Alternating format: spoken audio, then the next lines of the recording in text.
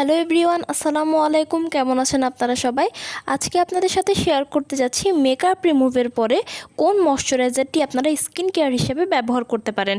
মূল আলোচনায় যাওয়ার আগে বলে রাখি, আমি আপনাদেরকে যে টিপসগুলো দিচ্ছি এগুলো কিন্তু সবই আমার পার্সোনাল অভিজ্ঞতা থেকে নেওয়া এবং ভালো খারাপ সবটা মিলিয়ে কিন্তু আমি আপনাদের সাথে শেয়ার করি। তো চলুন তাহলে দেরি না করে মূল আলোচনায় চলে যাওয়া যাক। মেকআপ করার পরে স্কিন কেয়ার করাটা কিন্তু খুবই গুরুত্বপূর্ণ, কারণ স্কিন কেয়ার যদি না করা হয় তাহলে কিন্তু এই মেকআপগুলো আপনার স্কিনে পরবর্তীতে ক্ষতি করতে পারে। আর ডাবল ক্লিনজিং করে যদি স্কিনটাকে পরিষ্কার না করা হয় তাহলে কিন্তু এর থেকে আরও নানা ধরনের বড় বড় সমস্যা হয়।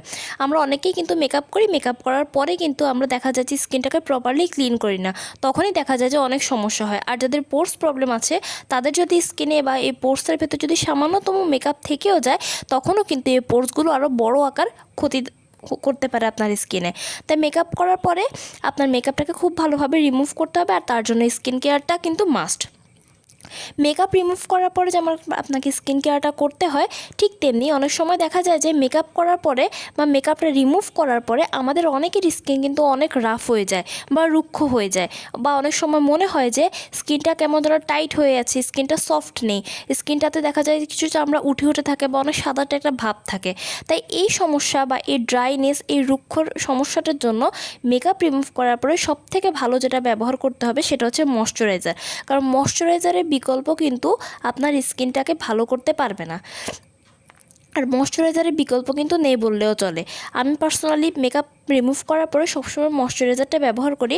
তাই আজকে আপনাদের সাথে আমি ডিটেলসে বলবো যে কোন ময়শ্চারাইজারটা আপনারা মেকআপ রিমুভ করার পরে ব্যবহার করবেন। মেকআপ রিমুভ করার পরে সবথেকে ভালো ময়শ্চারাইজার হচ্ছে পন্ডস লাইট ময়শ্চারাইজার। পন্ডসের যে লাইট ময়শ্চারাইজারটি আছে, এই ময়শ্চারাইজারটি কিন্তু খুব ভালো স্কিনের জন্য, স্পেশালি ফর মেকআপ রিমুভ করার পরে যদি ব্যবহার করেন তখন কিন্তু আপনার স্কিনটা খুব সুন্দর থাকবে, আপনার স্কিন সফট থাকবে এবং এটার ভিতরে আছে গ্লিসারিন এবং ভিটামিন ই, যেগুলো কিন্তু আপনার স্কিনে খুব ভালোভাবে কাজ করবে। এবং গ্লিসারিন কিন্তু আমাদের স্কিনকে সবসময় সফট করে। আপনারা চাইলে রভাবেও গ্লিসারিন ইউজ করতে পারেন, বাট ময়শ্চারাইজার আকারে যদি ব্যবহার করেন তাহলে কিন্তু এটা আপনার স্কিনে আরও ভালোভাবে কাজ করবে। তাই মেকআপ রিমুভ করার পরে সবথেকে ভালো হচ্ছে ময়শ্চারাইজার ব্যবহার করা। আর এই পন্ডসের লাইট ময়শ্চারাইজার যেটা আছে এটা কিন্তু মেকআপ রিমুভ করার পরে সবথেকে ভালোভাবে আপনার স্কিনে ব্যবহার করলে, এটা ব্যবহার করার পরে আপনার স্কিন কোনোভাবে রাফ হবে না, ড্রাই হয়ে যাবে না, আপনার স্কিন রুক্ষ দেখাবে না এবং অনেকক্ষণ পর্যন্ত কিন্তু আপনার স্কিনটাকে ময়শ্চারাইজ করবে, হাইড্রেট করবে, সফট রাখবে এবং আপনার স্কিনটা খুব ফ্লেক্সিবল থাকবে। তাই পরবর্তীতে যখন আপনি আবার মেকআপ করবেন বা অন্য কিছু ব্যবহার করবেন তখনও কিন্তু আপনার স্কিনে ওই জিনিসটা ক্ষতি করবে না, বরং আপনার স্কিনটা আরও সুন্দর হবে, আপনার স্কিনটা আরও ভালো থাকবে।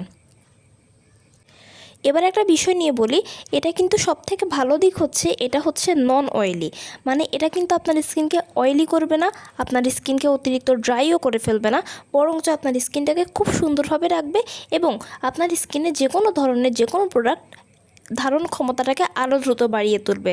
তাই যারা রেগুলার ব্যবহার করার জন্য বা মেকআপ রিমুভ করার জন্য ভালো কিছু চাচ্ছেন, আপনার স্কিনটাকে ভালো রাখার জন্য বা এই ড্রাইনেস রাফনেসটা থেকে বাঁচার জন্য যদি কিছু ব্যবহার করতে চান, তাহলে আমার সাজেশন হবে এই পন্ডসের লাইট ময়শ্চারাইজারটা আপনি ব্যবহার করে দেখবেন। তাহলে দেখবেন যে আপনার স্কিনে পরিবর্তনটা অনেক সুন্দরভাবে আসবে এবং মেকআপ করার পরে আরও কোনো ধরনের সমস্যা হবে না।